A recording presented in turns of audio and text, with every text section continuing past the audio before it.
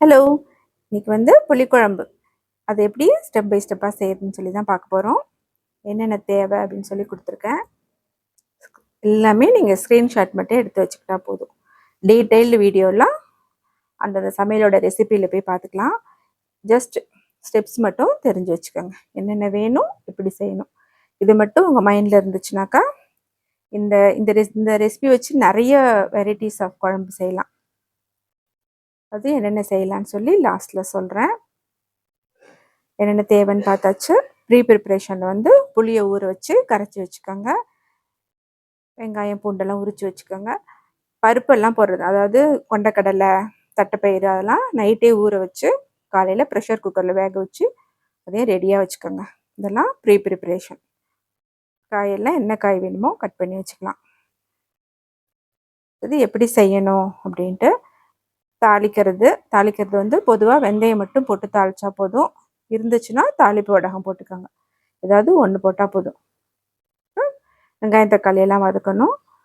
அடுத்தது காய்கறியை போட்டு வதக்கிக்கோங்க. அடுத்தது பவுடர்ஸ்.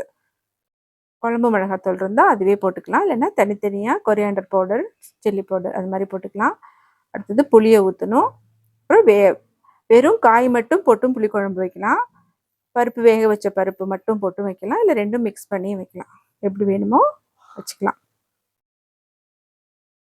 இது தேங்காய் ஜீரகம் பேஸ்ட்டு, இல்லைன்னாக்கா தேங்காய் சோம்பு பேஸ்ட்டு, இல்லைன்னா வெறும் கோகோனட் பேஸ்ட்டு, இல்லைன்னா வெறும் தேங்காய் பால், அதெல்லாம் மட்டும் வேணும்னா போட்டுக்கலாம்.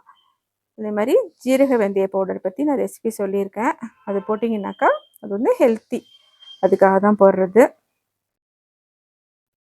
அப்புறம் என்னென்ன காமனாக என்னென்ன தப்பு பண்ணுவோம் அப்படின்னு போட்டிருக்கேன். அது புளி ஜாஸ்தியான என்ன பண்ணுறது, காரம் ஜாஸ்தியாக என்ன பண்ணுறது, அதுக்கு என்னென்ன பண்ணணும்னு சொல்லி அதான் கொடுத்துருக்கேன். இதெல்லாம் நம்ம தெரிஞ்சு வச்சுக்கிறது நல்லது.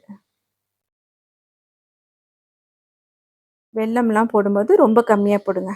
ஜாஸ்தியாக போட்டிங்கன்னா டேஸ்ட் மாறிடும். போக போக உங்களுக்கே புரியும். இதே தான் சேம் ரெசிபி வச்சுக்கிட்டு நீங்கள் பருப்பு உருண்டை குழம்பு, மீன் குழம்பு, கருவாட்டு குழம்பு, முட்டை குழம்புலாம் வைக்கலாம். வரிசையாக பார்க்கலாம். தேங்க்யூ.